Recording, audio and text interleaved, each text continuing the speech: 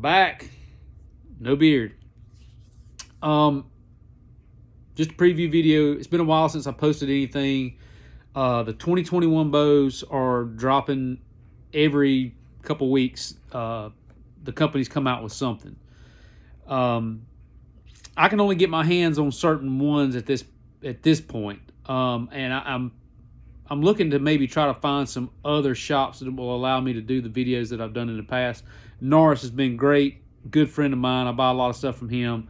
And so we'll be able to shoot the Mathews bows 2021. We'll shoot the Hoyt 2021, and we'll shoot the Bowtech 2021, and then whatever Martin comes out with 2021, because he's a Martin dealer now.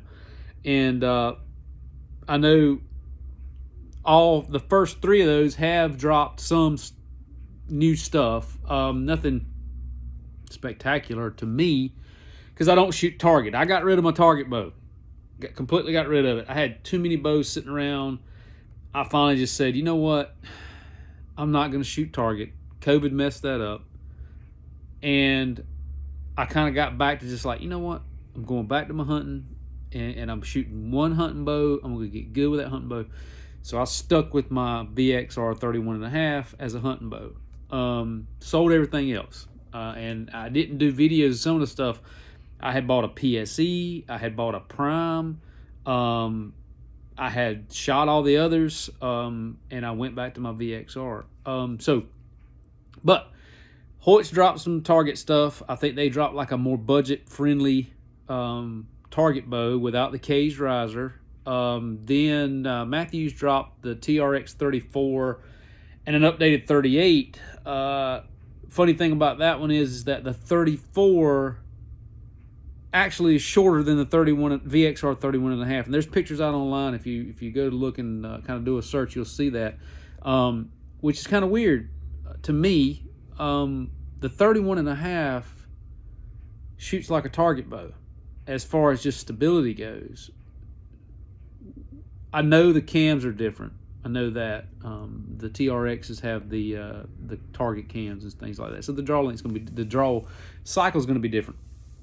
But to me, man, the 31.5 just holds so well that I don't understand it. Anyhow, Bowtech released some new things. They released the Iwasaki bow, which is it looks like to be an updated Revolt for shorter draw lengths, and they also did a short draw length bow. They did a couple of updates to the Carbon Icon. And then they got one called an Amplify. I'm not 100% on that one either. I think it's some updated carbon stuff too.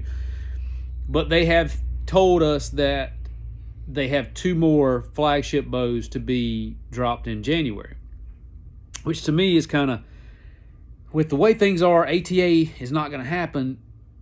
If I owned a bow company, this is just my opinion, drop early.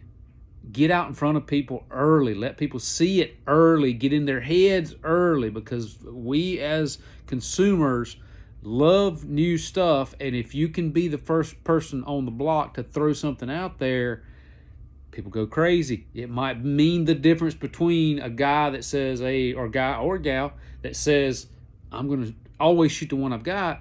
Uh-oh, wait a minute. They just came out with a new one. Looks like a bunch of good stuff. Boom, switch. Never know. Anyhow, that's it. So that's my update for my bow review stuff. Look forward to that coming up. We'll stop back into Norris, but I'm also looking to try to get in at some other shops that are close by that may have other bows, because there are a lot of bows on the market. Elite just dropped some new bows. I've never shot an Elite. I've heard good things. Guys that shoot Elite really like them. I'd like to get to see what Prime does this year. I had a Prime Black 5, and the only hiccup about that bow, which is one of the things that makes Prime the Prime, is the dual track binary system with all the stinking strings. That's my only hiccup. The riser felt great. The bow held tremendously. It felt like a target bow, or held like a target bow, and it was decently quiet, decently pretty fast. I'd like to shoot maybe some of the expedition stuff, maybe shoot the PSE again. They come out with a 2021 Expedite. It looks to be an updated version that is built off of the NXT platform, so it's going to be supposedly a lot less hand shock, a lot easier to shoot than the old Expedite, and still get upwards of 360 foot per second IBO. So that could be a good bow for somebody that may be a shorter draw length or wants to amp up the speed on their bow, maybe shoot a heavier arrow. I haven't looked into much of anything else. I mean, that's really, to me, like the big ones there. Anyhow, so there you go. That's just a little update. Stick with me. I know it's been a while, but you can only shoot so many bows until you're kind of panned out. Also, we are going to start doing some other different reviews on my channel periodically. I've gotten back into mountain biking. We're going to do some mountain bike reviews. I'm about to post one of those.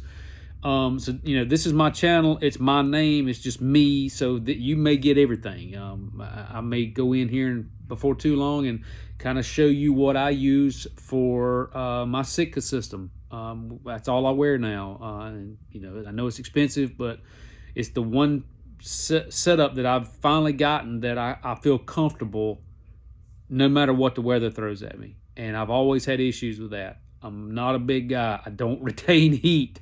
So I have to keep something on me, and the Sitka system has done that for me. So stay tuned for mountain bike stuff, clothing stuff, bow stuff, and maybe anything else that I can think of to go on here. This is kind of a hodgepodge of things, and we'll hit a lot of subjects. If you want something reviewed, if you got a bow that you might want reviewed, put a comment down below, and I'll see if I can find a shop near me. I'm pretty centralized in my area where I can get to some pretty good areas that have a lot of stuff.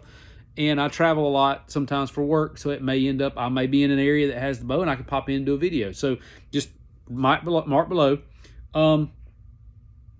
Subscribe, hit the notification, so when I do put something on here, you get an update that's going. And stay tuned. Thanks.